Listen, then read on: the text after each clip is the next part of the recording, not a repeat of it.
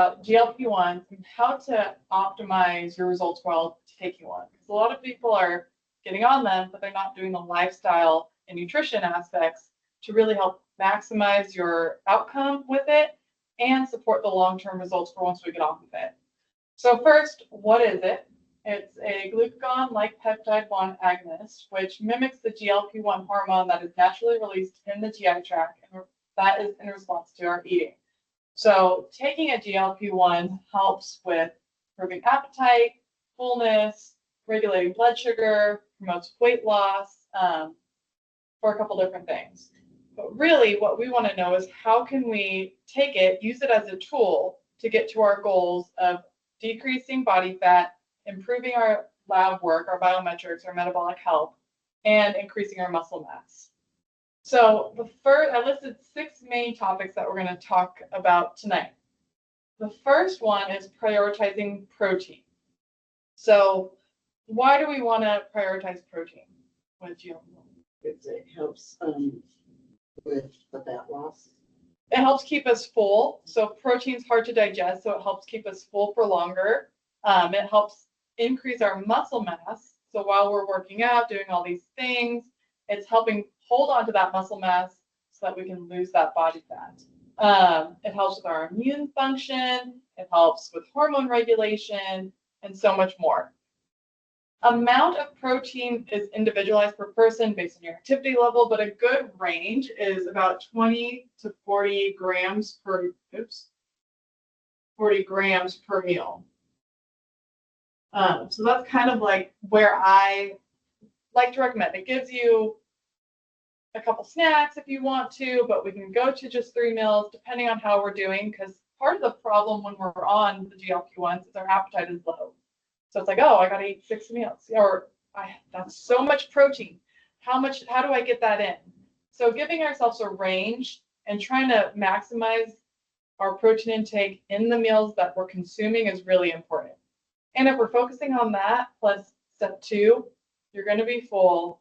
You're not going to fill up on the empty calories or the calories that we digest really quickly, like those simple carbohydrates.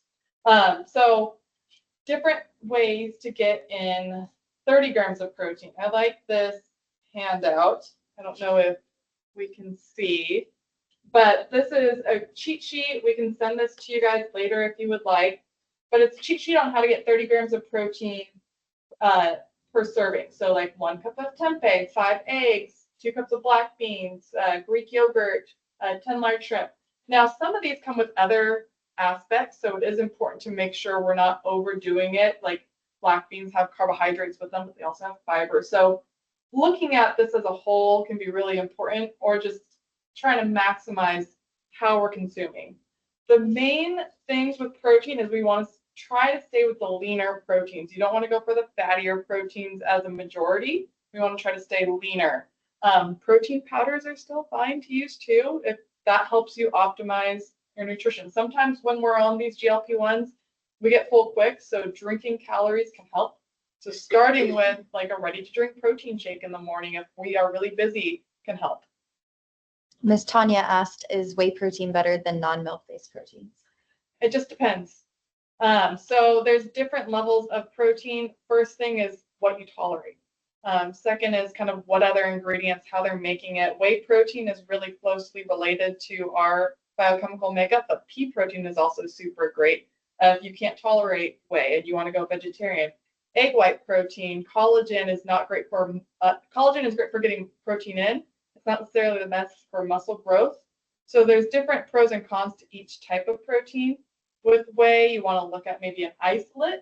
That's going to be broken down a little bit simpler. A casein is going to have that like chalky taste. It's a little bit slower absorbed. So there's different aspects to each type of protein. And that's a really good talk maybe down the road, is different protein powders.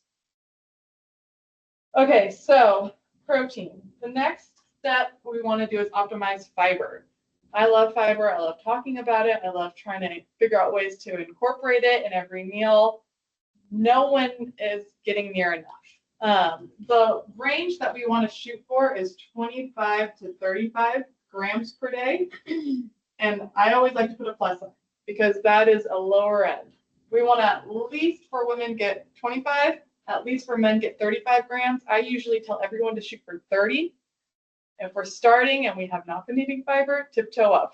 Don't jump to your goal, but you can surpass this. And it's really trying to figure out how your body tolerates this.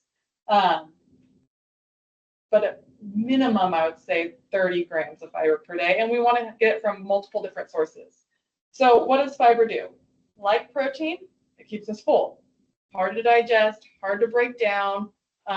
It feeds our gut bugs. So we all know about like gut motility, keeping our gut healthy, getting a variety. We always, if you've done a challenge with us, we've talked about plant points and different things. That's going to feed your gut to keep it healthy and strong. It helps balance your blood sugar. So same thing, when we pair a sugar source with a fiber source and or a protein, it slows down that response to that sugar source. It's great for cardiovascular health. Nourishes our gut bacteria, like I said, helps with weight management because it keeps us full. If you eat something that's fiber rich and protein rich, you are going to be full for hours. And that's our goal, is we want to be full for hours, not minutes. So another good handout that I have here, because people are always asking, what is fiber and how do we get it in? A lot of people think vegetables. Vegetables are a great source of fiber, but not always going to help you get all of that fiber in. So fruits, my favorite fruits that are high in fiber, raspberries, blackberries. 1 cup is about 7 or 8 grams of fiber. So you get your yogurt in the morning, throw some blackberries, add some seeds. Now we have nuts, protein, fiber, and we're good to go. That's going to keep us full for hours. But legumes, whole grains, nuts, seeds, and then there's a bunch of other foods that are rich in fiber as well. So we want to take this list and mix and match. You don't want to just stick with one fiber source, but adding in some raspberries, blackberries, chia seeds, edamame is a fantastic fiber source. These things are great to keep us full for longer. Any questions on fiber? Like almonds are good too. Almonds, yeah, different nuts have different types of or different amounts of fiber. So even just having mixed nuts with like making your own trail mix is a fantastic source of like a snack. Okay, fats. So fats are super important too. We want to stick with the healthy fats. Does anyone know what we would classify as like our healthier fats? Like certain oils. Yeah, like olive oil is really good. Avocados, nuts, seeds, fatty fish. What are the bad fats that we want to try to stay away from? Chocolate. Chocolate actually is Well, high it's dark in dark chocolate. Right. It's high in Not fiber that and wonderful antioxidants. milky chocolate. But milky chocolate, doing anything fried. Right. We want to try to avoid that. Anything that's like high, I always think of like bacon or processed meats, that kind of stuff. That's going to have other aspects to it. But just minimizing if we're staying with lean proteins and nuts, seeds, whole foods, think whole foods and think how you're preparing them. You're going to check the box on all these. But fats are really important. They also keep us full. So if we get good quality, healthy fats in, we're going to be full for longer. It's good for hormone function, brain function. A lot of people, when we start to include these healthy fats, like, oh, I'm not having that brain fog in the middle of the day anymore. So fats definitely want to include. And before I get on to these three, the reason why I wanted to keep these at the top is because when we get on a GLP-1, we start to eat less, and the biggest issue that we see is nutrient depletion. We're not getting in the vitamins, minerals that we need, and we're going to start to see some issues with lots of different things. So we want to, as we're eating less, optimize our nutrition as best as we can to make sure we're making up for everything that we might not be consuming. Now, the next thing, strength training. So why is it important to strength train while on a GLP-1? To keep your skin tight and your muscle mass. Yeah. So we're losing weight. We're eating less. We're losing weight. The easiest thing that's going to break down first is our muscle. So we need to combat that by doing this and strength training. So if we're doing the proper strength training and prioritizing our protein and our nutrition, we're going to hold on to that muscle mass or have less losses with our lean muscle mass. And a lot of people, when we start to do these things in conjunction, we start to improve our muscle mass, actually get stronger, and then we're burning more body fat. So you're going to see better results quicker by prioritizing these things rather than just hopping on a GLP-1 and decreasing your intake. Hydration. So why hydration? Why do we want to hydrate while on a GLP-1? You don't pass on. Tablets. Hydration, it helps support digestion. A lot of us, when we decrease intake of things, we stop thinking about water. A lot of us kind of don't even process it throughout the day. So just making sure that we're drinking enough water throughout the day, it improves our satiety as well. A lot of people think I'm hungry and we're actually thirsty. So this is always a good indicator. So how can we tell that we are physically hydrated? What's a good way to measure it? Yeah, this. Pea color. Yeah, pea color. Yeah, And you want like a pale yellow consistently. You don't want to have clear, you want that pale yellow. What are some ways to improve hydration? Electrolytes. Electrolytes, you can do that. Adding flavor to your water.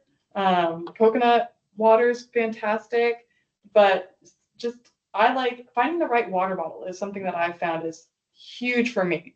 I carry either a 34 or 40 ounce water bottle around with me. Those are my two I go through, and I know I need to drink 3 of these a day or whatever the case may be.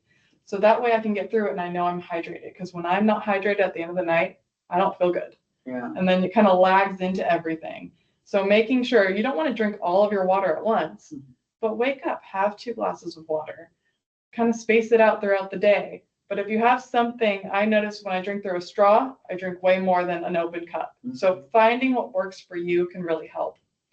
And then finally, the last one is sleep. So why is sleep important in optimizing our results with a GLP-1? Regenerate. Regenerate, yeah. We gotta let our body rest and recover. That's kind of one of the biggest things. So poor sleep can actually impact our hunger hormones. So the things that we're utilizing the GLP-1s to help assist with, we want to optimize. So again, using this as a tool to help us sustain as we go on. So we don't want to just take it and ignore these things. Take it, prioritize sleep. When we get bad sleep, our ghrelin increases and our leptin decreases. Our ghrelin is we always learned it as like our the little grumpy, Gremlin. like gremlin. Mhm. Yeah, so it's hungry. It makes, when we have our increased ghrelin, we're more hungry. When we have decreased leptin, it's harder to satisfy. So getting good quality sleep can actually help balance those out. Body recovery, super, super important. And then how can we improve our sleep? So something that a lot of people struggle with is just how to improve our sleep overall. What's one thing that we could do? Go to sleep at the same time. Going to sleep at the same time, setting a sleep alarm. Instead of a wake alarm, set a sleep alarm. Start a wind down routine. That's really helpful. Take away the caffeine earlier in the day. I always like to shoot around 3 o'clock is the last caffeine call. Taking away screens too close, not eating too close to bed. Just like trying to slow your body down. Practice different things at night. You can read a book. You can do different things to help yourself kind of calm down. Music, yeah, there's so many different things, but just allowing your body to wind down. That could be something therapeutic, like take a shower, do something good for yourself in that time. That can really, really help. Watch a movie. No. No. It's like reading. Depends on which movie. Yeah. Take my shower and then read. Boring Yeah. movie. Any questions on all of these? These are the biggest ones that I wanted to cover because I feel like these are the most important in creating this as a tool. Because the one thing that a lot of people do is they take this, like I said, they lose their muscle mass, they become deficient, and then they get off of it and they gain all that weight back. So if we're prioritizing all these things, we're utilizing this how it should be as a tool so that when we can start to taper off of it and eventually come off of it, we can maintain our results. Because that's the biggest thing. We don't want to yo-yo back. Very We often want- I get the question when I say 20 to 40 gram protein. Mhm. They ask how to measure. Yeah, that's how to measure. So you No, need they ask, to. how do we know it's 20 or 40 of them? So that, I think talking to a nutrition coach and figuring out a good routine is the best way, because you want to pair it to your lifestyle too. So making it sure that you're enjoying the foods that you're taking in. But So utilizing like one egg, how many grams? one egg is about 6 grams of protein. Mm. Yeah. So utilizing sheets like this, like the cheat sheet, or you can reach out to someone here at GC Healthy Living and we can give you a bunch of tips on how to maximize the protein in your diet so that it fits your lifestyle. That's the biggest thing, because I could tell people to eat chicken breasts all day long. If they hate chicken, they're not going to do it. Yeah. So it's really, how do we individualize these aspects to fit your goals, keep you full, keep you fed, Like and feeling good. lentils have. Lentils are a great source. They're a great source of fiber too. The hard part with vegetarian-based and plant-based is they come with the carbs. They're usually, if you're getting good quality, complex carbs. But if we have diabetic concerns, we just have to kind of watch these things. This is chickpeas has. Chickpeas are fantastic. Yeah. But I think actually, like, even when you look across, like, chickpeas are a little more higher carbs Oh. compared to like black beans. Yeah. So you can look a little more closely. I think for vegetarians, you can mix in some other lean proteins like egg Yeah. white, Yeah. non-fat dairy, or protein powder. Yeah. Tofu's Tofu has fantastic. fat in it though, so this Yeah. is again why we need an expert like Nicole. Yeah, because we want to make sure we're getting a balance. A lot Yeah. of people prioritize one thing and then they're like, well, I hit all these marks on my protein, but our carbs are skyrocketing. Yeah. So how do we just mitigate this? Yeah. Yeah. Yeah.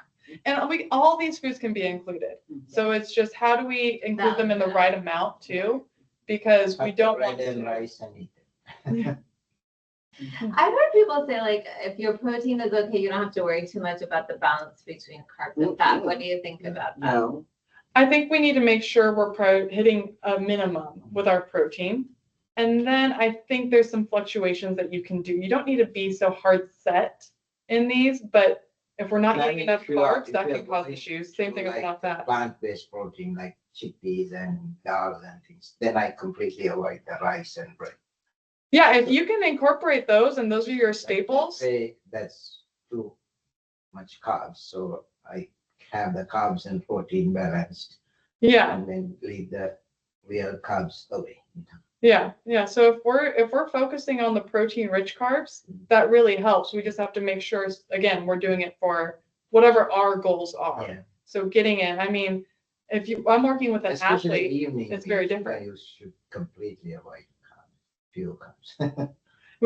there's different aspects. We have to look at everything in terms of your lifestyle and what your goals are and how you function throughout the day. That's a big thing, is how your body functions. I mean, we were talking to someone today who breakfast looked good, lunch on paper sounds good, but then we're starving at dinner time. So we're not optimizing those meals.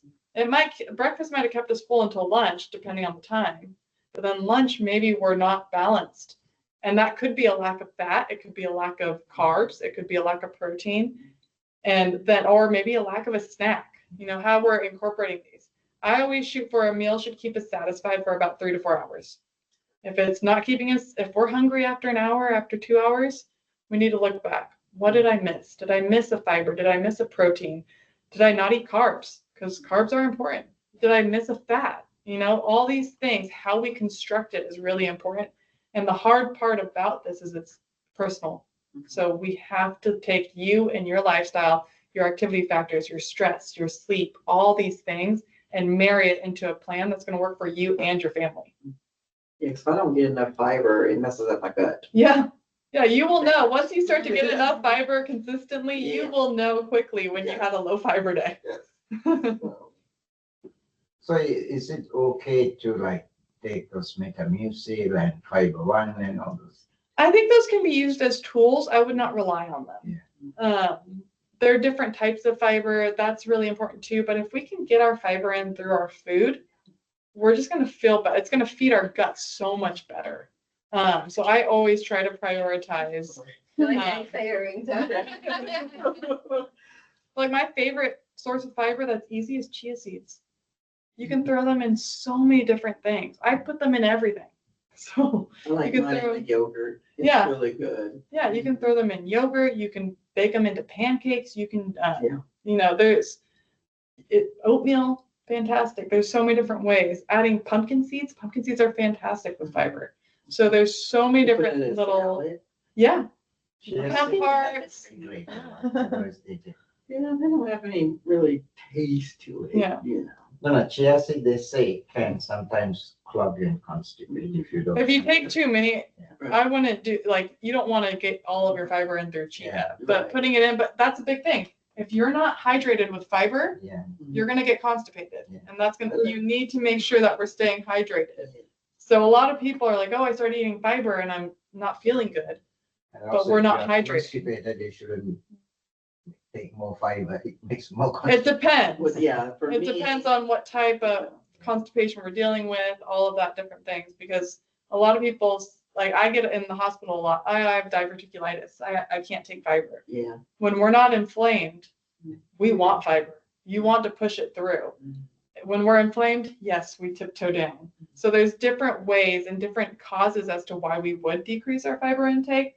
But for a majority of people who are hydrating, staying healthy, moving their body, we want to have at least 30 grams, if not more, per day. What do you think is the primary reason why a lot of people on GLP-1s are having tummy aches most days? I think they're probably not eating that. Well, it can come with nausea, it can come with different things. There is, but yeah, motility. And if we're not doing things to help promote movement through our digestive tract, it's not going to feel good. And a lot of times we're not eating the right food. So we're not hungry. So we're going to a quick digesting food that's not going to satisfy us. And it might not really feed our gut. And a lot of people too, we're not moving our bodies after we eat meals, or we're eating too fast. There's so many different aspects that can cause GI distress. Something when I talk to people in the hospital about how to improve motility is, it sounds silly, but the first thing is smell your food. Just look at it, smell it. That's going to start to stimulate your salivary amylase in your mouth. And They then, actually say to chew something very yeah, so like first, chewing gum. chewing gum can help, but I like to just smell your food. Then you can hum the happy birthday song. That's going to actually help. It's almost like a warm up for your GI tract. So we're getting ready to eat. And as we're eating, chew your food. Don't just try to scarf it down. Chew your food, slow down, really be mindful. And then after we're done eating, you can go for a walk. That improves digestion a ton. You can give yourself a stomach massage. The easiest one is I love you. So you start with I, and then you do the L, and then you do the U. But my boys love stomach. We do this it's just like the cool down for your workout. So you're just, you can think of it like that is you're warming up, you're eating, and then you're cooling down, and you're helping your body. But gravity helps. A lot of us eat a big meal and then sit down and don't do anything. When we're up and moving, that's going to help with digestion. Yeah. Any other questions? I just want to point out that everything listed here is relevant to any approach to weight loss. Yes. I'm going to talk about Yes. that a little bit. Yeah, if I'm working with anyone who's not on a GLP-1, they're doing the same thing. Because we're trying to prioritize muscle growth and maintenance, GI support, and like burning body fat and storing muscle, and then optimizing how we're feeling and how our body's metabolically functioning. So it's very similar, and a lot of these things actually promote our natural GLP-1. So, but some people need help. Some people have had a lot of food noise that can't be blocked out, and we need these tools. So this is a tool to help us optimize what sometimes is hard to do on our own. Yeah, and I think also sometimes people think, oh, I'm taking the medication, I don't need to do these. Yes. That's what I see the We most talked common. about that Yeah. earlier. Yeah. They Yeah. see the weight loss and they stop all the things they were doing right. Yeah. And then we plateau and we can run into the dangers that we talked about with the nutrition deficiencies, with the sarcopenia, which is the muscle loss. There's a lot of other things that can come about with not prioritizing your nutrition while we're on a GLP-1. Chris and I were talking recently about concerns people have about if you eat too much protein, you'll get bulky. Maybe you could address that a little bit. One, I think it's really hard physically to eat enough protein to get bulky. Yes. There is, Like that's right. you're It's gonna a common get full. misconception, and yeah. So. You're gonna get really full. In order to get bulky, you have to be doing a lot of things. You have to be doing very specific workouts. You have to be eating in a surplus, plus a lot of protein. You know, there's a lot of different things that have to be going on in order to do that. When we say prioritize protein and make that a focus, that doesn't mean we need to eat 300 grams of protein. That means we need to make sure, I mean, if you think 20 to 40 grams per meal, that can be anywhere on the low end 60 grams, which is a low protein diet for a majority of people. On the high end, if we're doing 3 meals a day, I mean, that's 120. So just kind of think about something. Did I do that math wrong? No, I just have a question. But even research shows that as we age, we need more protein because we have to counteract sarcopenia. We don't need to be eating any crazy amounts. Yeah. We can make this really simple, but we is also it- need to is be it mindful. good to eat those protein powders and, the bodybuilders use. I don't want to overuse protein, always focus on whole foods first. No, you don't want to. Well, yeah, focus on whole Yeah. foods, and then I'll let you finish that.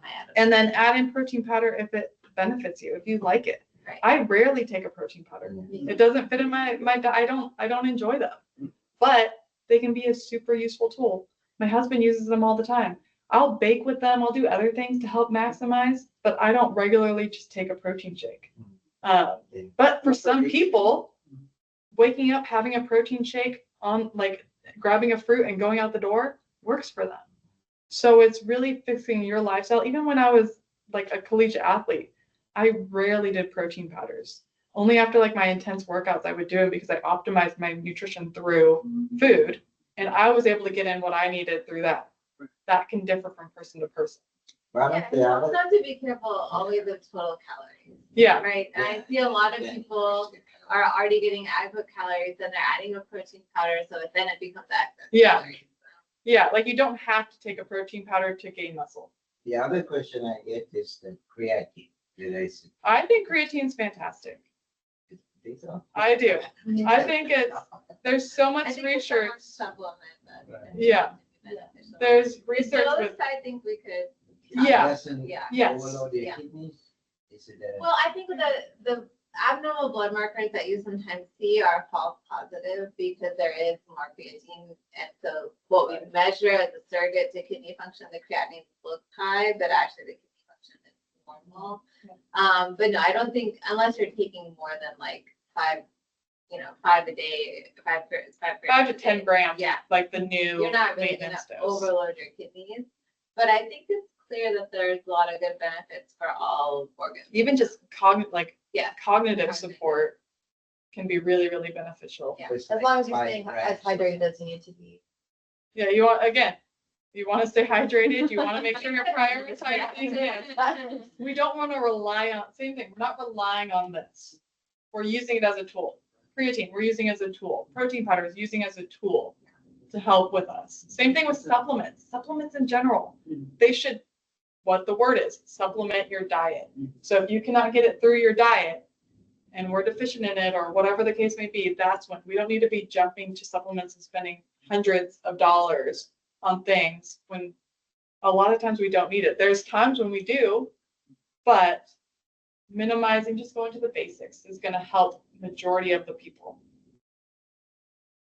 Awesome. Thanks, everyone. Any other questions online? Miss Tanya's typing, so. In the meantime, I'll ask my question. So the fiber recommended daily amount is based on a 2,000 calories diet.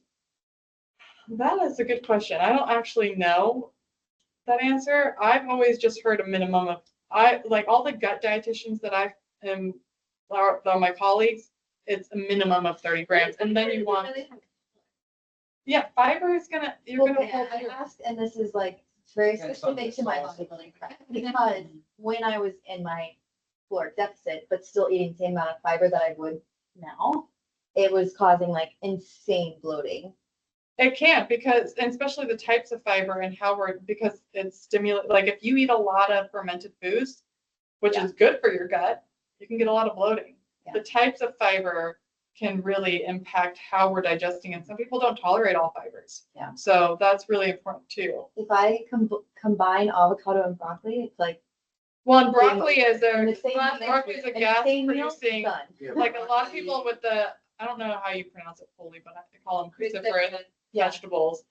Those are gas Broccoli producing. is more so even than. Yeah. Cabbage. But now I don't experience that. Now that I'm back to like a normal caloric maintenance, Yeah. it's not as much of a problem, even Yeah. with the same foods. It's very weird.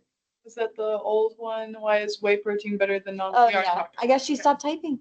Oh no, there it is. What are examples of creatine-rich whole food? I think it's in all animal. Yeah. foods. Yeah, A lot of meat plant products, foods too. Because like. Yeah, I don't know meat the is list of, I'd have to look at the list, because Yeah. I'm not sure on which are the rich. That's a good question that we can follow up on. What are creatine rich foods? Okay, I think we're gonna wrap it up for the formal part. Thanks, everyone. Great job, Nicole. No problem.